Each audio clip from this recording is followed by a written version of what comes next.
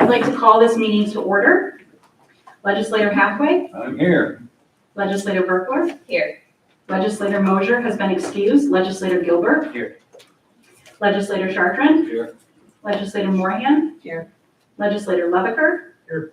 Legislator Osborne. Here. Legislator Mellenbath. Here. And Legislator Dahlhoff. Here. I would like to ask for nominations for a chair of the board. Nominate Larry Dahl. Okay, can I get a second? Mr. Chartrand? Are there any other nominations for chair of the board? I almost said you. If there are no other nominations, can I get a motion to close the polls and have the clerk of the board cast one unanimous ballot for Legislator Dahlhoff? Josh? In a second? Ian? All those in favor say aye. Aye. Anybody opposed? That motion carries. Can I please have Legislator Gilbert and Legislator Leviker escort Legislator Dahlhoff to his seat?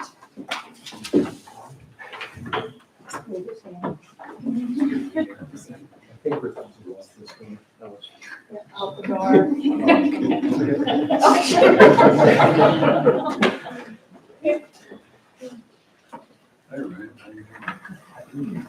And I think the Prime Minister in the UK will have to drag him up to the seat.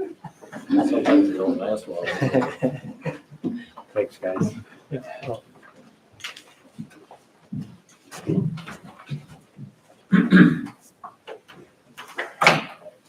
Thanks everyone for the support. Looking forward to having another successful year like we have in the past.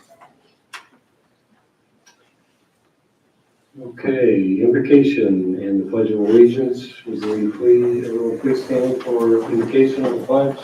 Joe, would you lead us in the invocation, please?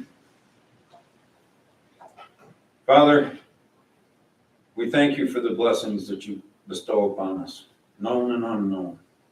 We can't do it without you. We need you. And we wish that you would reach down and help those in need. Sickness and health, whatever their needs. Would you reach down and help them and help us to help them? And Lord, would you please be with those that are caring for them? Protect them, let them know they're appreciated. The family, the friends, the caregivers, the medical staff, and those people working for the county that come to work every day to help their fellow citizens. Please be with them all. And help our country come together, Lord, please. And guide us in our decisions. We want to do the right thing, and we need your help. Be with us, please. Amen. Amen. I pledge allegiance to the flag of the United States of America and to the republic for which it stands, one nation, under God, indivisible, with liberty and justice for all.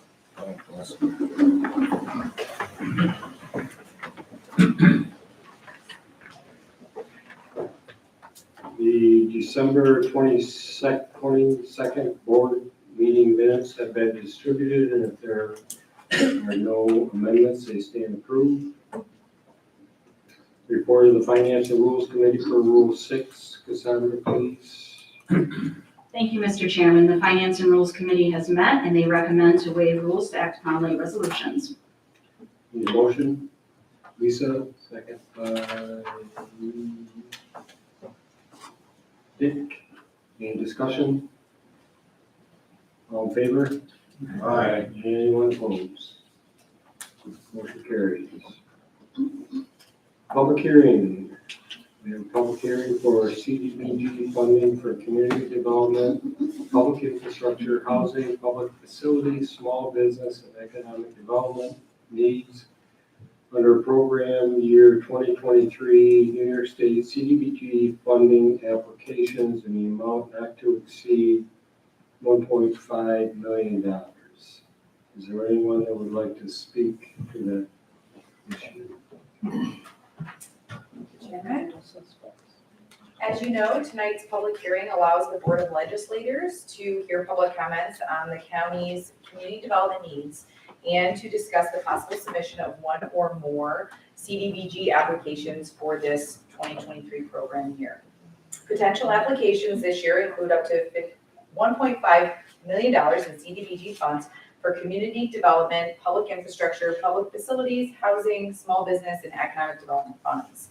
The CDBG program is administered by the New York State Office of Community Renewal, and it is expected that they will make approximately $50 million available during the 2023 program year for those buckets of funding, with the principal purpose of benefiting low and moderate income persons. Now I'll hand it over to Jalen. Unless anybody else wants to. Snowbelt would like the county to consider the submission of 2 CDBG housing activity applications in order to continue our property rehab program. The first application would be in the amount of approximately $400,000 for direct homeownership assistance services. This would assist 9 first-time homebuyers with down payment, closing costs, and minimal housing rehabilitation activities. The second would be approximately $600,000 for housing rehab services in order to assist 10 households that are either owner or tenant occupied. Snowbelt would administer the grants as a subrecipient of the county, and all funds awarded would be expended within 2 years from the date of the award. All Snowbelt property rehab programs offer financial assistance to Lewis County residents that are low to moderate income and are in need of housing rehab activities. Typical projects include housing repairs related to health and safety hazards or code violations. Accessibility modifications such as changing the layout of a kitchen or bathroom and installing wheelchair ramps can also be considered. The proposed housing activities under this application are not expected to result in any displacement of homeowners unless the home being renovated contains extensive lead that would require the family to be out of the home while it is stabilized. Any homeowner or tenant displacement will follow the municipality's anti-displacement and relocation plan required under 24 CFR 570.488. All financial assistance provided under this program is in the form of a 100% deferred payment loan, which is secured by a note and mortgage that will be forgiven and discharged as long as the residents remain in their home for the designated period of affordability, typically between 5 and 10 years. We would ask that anyone who is interested in either program call us at 315-376-2639 because we are starting a wait list now. Thank you, Jalen. Is there anyone else that would like to speak to the CDBG funding? We will hold that open for 30 minutes and move to privilege of the floor. And Legislator Hathaway would like to make some comments. I'm still working on being brief, Larry. I've always felt very fortunate to have lived in Lewis County and the town of Diana, obviously. And I think we're very lucky to be here. And I never was able to put it into words, but a Harrisville native named Father Christopher Luby wrote a poem about Harrisville. But I think it applies to everybody, all the towns, villages, hamlets, from Croghan to Constableville, every one of them can say the same thing. So I just want to read what Father Chris wrote. Harrisville is a small town nestled in the hills, a place of beauty with nature's thrills, where the air is clean and the sky is blue, and the people are friendly through and through. It's a place where time seems to stand still, where worries of the world are left behind, where you can sit on a porch and just be, and find peace and contentment simply. It's a place where the past and the present meet, where history lives on in every street. From the old mill that stands by the river to the church on the hill of Beacon forever. Harrisville, a place that holds a special charm, a place that feels like home, safe and warm, a place to call home, a place to belong. Harrisville, where love and community belong. Thank you, Phil. Very nice. I thought so. Anyone else like privilege of the floor?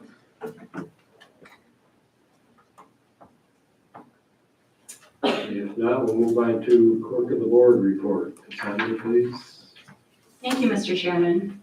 A resolution was received from Delaware County calling on the governor and the New York State Legislature to continue efforts to provide fiscal relief to consumers by extending the exemptions of state sales and excise taxes on motor fuel until historically high inflationary pressures are lowered. And another resolution was received from St. Lawrence County calling on the state of New York to fully fund County Law 18B assigned council statutory pay levels. Legislators received the highway and solid waste audit reports for the month of December and the treasurer's monthly report. Weights and Measures Director Brian Moody submitted the September, October, and November 2022 field service reports, which have been placed on file. That concludes my report. Any questions for Cassandra? If not, we'll move on to committee assignments for 2023 legislative committees. I have made no changes. They will be the same as last year. This is the second year of our election cycle. We normally don't make a lot of changes in the makeup, so I've left them the same. General Services will remain Ian Gilbert as chair, Richard Chartrand as vice chair, Bill Hathaway, Josh Leviker, and Andrea Moorhan. Health and Human Services, Lisa Burkholder is chair, Andrea Moorhan is vice chair, Richard Chartrand, Jessica Mosier, and Jeffrey Nelson. Finance and Rules is Thomas Osborne as chair, Bill Hathaway is vice chair, Josh Leviker, Jessica Mosier, and Jeffrey Nelson. So with that, we'll move on to standing committee reports, which I don't expect there are any. So we'll move on to the board's rep, the hospital board, which remains Dick Chartrand. If he has anything to report from the hospital, or perhaps Jerry Cater, our CEO there, would like to make a few comments. Yeah, keeping with Phil's brevity, I'd like to introduce Jerry to give us an update on the building project. In the form of a poem. I'll try to keep with the view of today and being brief. We had a little setback with snow with regards to meeting the goals on the roof. It needs to be dry, so snow-free and rain-free. But if the rain passes this week, the temperature will be just right for us to complete the roof. I would say we're nearly halfway through. Those 2 bouts of snow over the last 2 weeks is what impacted that. Steel is complete. Going inside, since last time I met with you, has gone very well. Bathrooms are tiled, first coat of paint throughout the west side of the east wing has been accomplished, and the grids for the ceiling structure is not complete but nearly complete. So the rooms are really starting to look like rooms at this point. So that would be my report, unless you have any questions. And I take back, that will be my report. One other thing I should share with you, and because it wasn't in the minutes, a meaningful work in preparing the board of managers for strategic planning that will occur over the next month and a half. So it's been a while since we focused on a strategic plan, and since the last time we had 3 years of significant COVID focus. So we're going to regroup and make sure it is still the plan that we want. And then there are some things we will be adding to the mix. One is actually looking at the Harrisville Clinic, and I've talked to Phil about that, to see if we can incorporate that into our strategic plan and begin that conversation. It is noticeable that we do not have access to primary care services in that part of the county, so let's see if we can do something to change that. But by making it part of the strategic initiative, let's not be fooled that it'll be quick. We will have to work, assuming that it makes it through into the plan, we'll have to work through our certificate of need process with the Department of Health. And, that's usually a marathon, not a sprint. But that's how you start and get clinic services back to that part of the county. So I wanted to mention that. We are also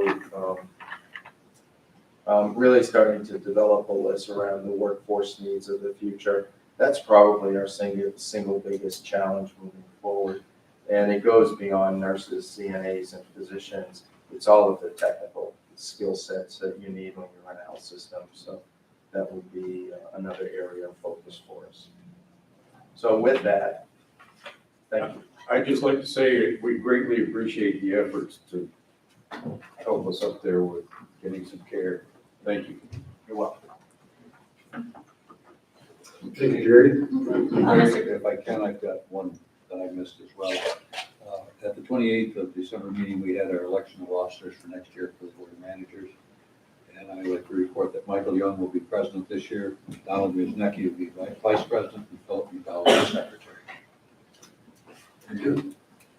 Mr. Chairman, I don't necessarily have anything to report for Health and Human Services Committee. I just wanted to encourage everyone to look into taking any CPR, BLS classes that are available. The only ones I know about, unfortunately, were today in Watertown, but I know that Search and Rescue does them, and if any organization reaches out, I think Search and Rescue still does it where they will come to your business to do that. I think it's something really important that we can all, take a step to make sure that if anyone ever needs those emergency services, that we're prepared. There's many online resources as well if you can't make it through class. That's all. Thank you.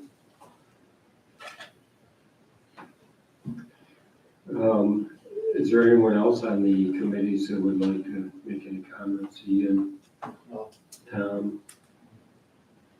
Okay, move on to project manager report, managers report. Jim and Dick are here. Give us a briefing, please. Thank everyone again for allowing us to report on the project. Globally speaking, we're through our first year. We're pretty much on our original schedule that we anticipated. We're running around a week behind at DSS. And last week we discovered that the existing concrete slab had an excessive moisture content. So what we're going to do with that is we're going to have Atlantic testing come in, test the slab, so we have an understanding of what the problem is. Then we'll work with the architect to come up with a system where we will not negate the warranty on the floor systems and or shorten the life expectancy. So that's kind of a little hiccup we ran into, but it's not uncommon. A lot of buildings that were built during that period of time, contractors didn't use vapor barriers, or they used a very thin vapor barrier that allowed moisture to go through. So this is, even though it's not expected, it's not unusual. But besides that, we're pretty much on schedule on all the other projects. And Nick will give you some detail of exactly what's occurring. I'll start down at the new highway garage site. The 300 metal building for the highway garage is scheduled to arrive in February. Cold storage building is erected, and currently the fire protection contractor is installing the sprinkler system in that building. The wash bay, not much is going on. They're waiting again for panels, still the same thing. They want to get in there and paint. Can't paint with moisture. Depending on what weather, they may end up putting some siding on, but that's weather dependent. I'll move up to DSS. DSS is moving right along. Windows are going in, around the top, Luca panels are going up. Interior, almost all the walls are up and sheetrock. Painting has started last week, and almost all of the mechanical system up above the overhead roughing is almost all done. Electrical is almost all roughed in, and flooring is beginning shortly. They're grinding floors, and obviously the moisture issue, but we'll work through that and keep that going at a good pace. DMV, the walls are going up today. The exterior framing going up. Waiting on trusses to get that, but they'll be ready when the trusses arrive. There'll be no waiting. They'll be able to put the trusses right up. Hopefully in a few weeks they'll be getting those. Their delivery date's kind of moving around. So, but all in all, it's moving right along. And thank you very much. And one other thing I'd like to add is we discussed the issues with the electrical panels. We're gonna proceed with finishing the building. I've told the contractors, we'll finish the building, even if it's collecting dust, waiting for panels. They're not gonna get into a position where we took our time and have a mad rush where we're compressing activities. That's where your quality suffers. So we're moving forward as if the panels will arrive. And if the buildings collect dust, they collect dust. But that's the best way to put it together. So are there any questions? Thank you very much. Thank you, Jim and Nick. Here we go. What'd you say, Phil? Moving on to county manager report, right? Please. Thank you, Mr. Chairman. I'd like to start off by thanking and recognizing our essential county employees who ended up working on the holidays, the last two holidays really, Thanksgiving and Christmas with the weather that we've had. We've got great folks in the highway department, the sheriff's department, really, social services, anybody that needed to be out doing their job. Our folks get out and do the job, and we need to be thankful of that, that our public servants are out doing their work so that we can, get to where we want to go and be safe as well. I'd also like to recognize a special thank you to our Buildings and Grounds Superintendent, Matt O'Connor. Matt, throughout this whole building project, really a year into it, as Nick and Jim said, has really stepped up and has done a phenomenal job helping to manage that project, and really has worked probably beyond his job description to make sure that everything has come together. And now it's a little bit self-serving because it's going to be his job to maintain all this stuff, but he really has done a very nice job and deserves some public recognition for that. Larry and I had the opportunity this morning to spend some time in Albany. We were advocating for the biomass facility at Fort Drum, which of course, as you know, impacts a lot of logging and trucking operations in Lewis County. And so we thought it was worth it to spend some time and try to make sure that the folks down there really understand the depth of the situation and why that facility is so important to the North Country, not only to Fort Drum. Obviously their energy independence is important, but also to the strong traditions we have in Lewis County in forest management and logging operations. And so we made our case, but we will soon see in the next couple of weeks, the state's going to make a decision on that. What kind of feeling did you get from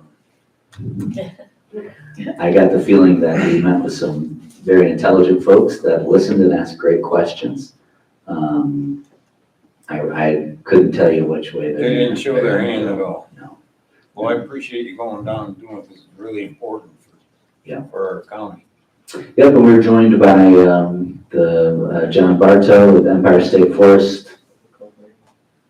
Empire Forest Products, maybe? Yeah, John Bartow, the North Country knows him because of his time at the Tug Hill Commission. He joined us. Brittany Davis from our IDA was able to zoom in. as was Dave Zembeck from the Jefferson County IDA. So, and then we had suppliers, loggers and truckers from Madison County, Franklin County, Lewis County, and actually down in Brooklyn, we had a supplier that joined us. So we put together a great coalition. We made a great case, and so we'll see what happens. Thank you. I handed out, and this hasn't been quite publicly released yet, but I want it to be on the legislators' agenda. We will be celebrating the completion of 2 of our first 3 broadband projects. That's been something that Cassie Buell in her office have been working very hard on with the Development Authority of the North Country and several of our partners, contracted partners, including Hudson Valley Wireless. We've completed the 2 CDBG aspects of the project, which is to provide wireless internet services, wireless broadband services in the southern part of Lewis County around Lionsdale and Port Leyden, and the northern part of Lewis County in Harrisville. So it's a long day and they're, several miles apart, but we do want to celebrate in each of those locations, the fact that we're providing high-speed internet to folks that until now have not had access to broadband services. And we're doing so at a rate that, should be accessible to, as Cassie said, with CDBG low to moderate income families. So it's a really big win for the broadband ad hoc committee, and folks have been working really hard on this. And it's not all talk, we are delivering. There are more people that are connected to broadband now than when we started this effort a year ago. And so we've got more work to do, but we want to celebrate the wins that we do have. So if you want to join us for any or part of that celebration, you've got the itinerary that's been passed out. Next is the NISAC conference is in Albany from February 27th to March 1st. We've got a good crew of folks that are signed up to go this year. I think Joan, myself, Tim, Jenny Jones had talked about going. Lisa has gone in the past. Larry's gone in the past. If you do want to go, it's in the budget. We budget every year enough for the legislators to go to this type of thing. So if you would like to attend, just let Cassandra know and we'll make the arrangements for you. But besides the sessions, it's a good chance to network with your colleagues across the state. And for me, we recognize that we're ahead of the ball on a lot of things and we're still behind the ball on some other things. But it's good to keep it all in perspective when you get with all the other counties. Lastly, we talked about goals for 2023 at our last meeting of the year just a few weeks ago. Those goals will be before you, amended with the input from our discussion a couple weeks ago and your committee meeting in a couple weeks. And so we'll get started on those in 2023. So unless there's any questions, that'll be my report. Thanks, Ryan. Just one other comment on RE Energy. We tried to expand the footprint of the impact from not just our local 3-county area, but for all the forests of the state of New York. For the health, the sustainability, the viability, that plant is the only plant in New York State that's allowed. They closed the other one because they couldn't obtain direct credits there. But it's the only plant that really accepts low-value wood products. If you're managing a forest, you just can't go in and cut the marketable timber. You need to cut the junk wood, so to speak, also. So they did seem a little interested in that presentation and that aspect of it. But as Ryan noted, they did not show their hands at all. So it's a very short window. They need to make a decision by their next meeting, which is in 2 weeks, I think. So it's a long stretch for them to do anything, but we give it our best shot. We appreciate it. It's very needed. So moving on to county treasurer report. Eric is not here tonight, so there is no report, but he did hand out his normal handout and report of the different funds. If there's any questions on those, I could ask her when you see him. And we'll move on to report of the Finance and Rules Committee per Rule 7, please, Cassette. Thank you, Mr. Chairman. The Finance and Rules Committee reports that they have examined the claims presented for payment in the total amount of $1,713,131.87 and recommend that they be audited and allowed for the amounts claimed. Someone move that, please. Lisa, second by Phil. Any discussion? All in favor? Aye. Anyone opposed? And that carries. So we used to call it slate resolutions, but we've been corrected by our county attorney and that's not an accurate phrase. So now there are consent resolutions. She's happy with that.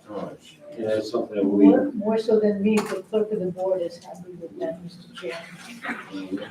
Happy. we need to keep our two leading women happy with this. So, along the lines of consent resolutions, we are pulling resolution 1 and resolution 2. Are there any other resolutions that anyone would like to pull and vote on separately?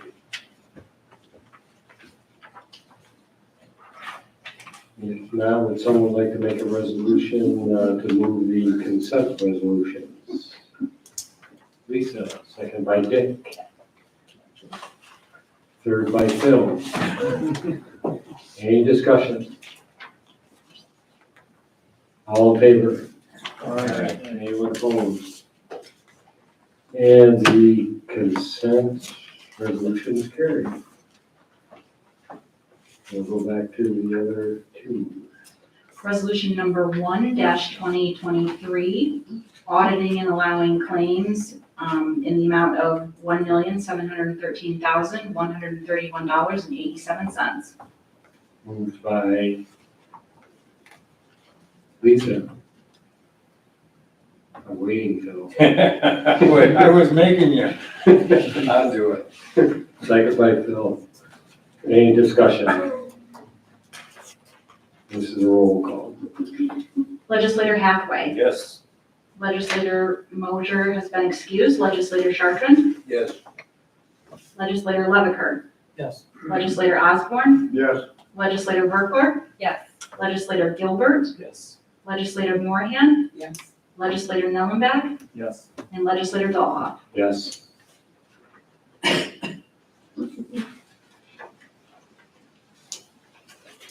Resolution number 2-2023 is appointing vice chairperson of Lewis County Board of Legislators, which will be Legislator Thomas Osborne. Moved by Phil, second by Dick. Any discussion? All in favor? Anyone opposed? And that carries. Congratulations, Tom. Thank you. Thank everyone.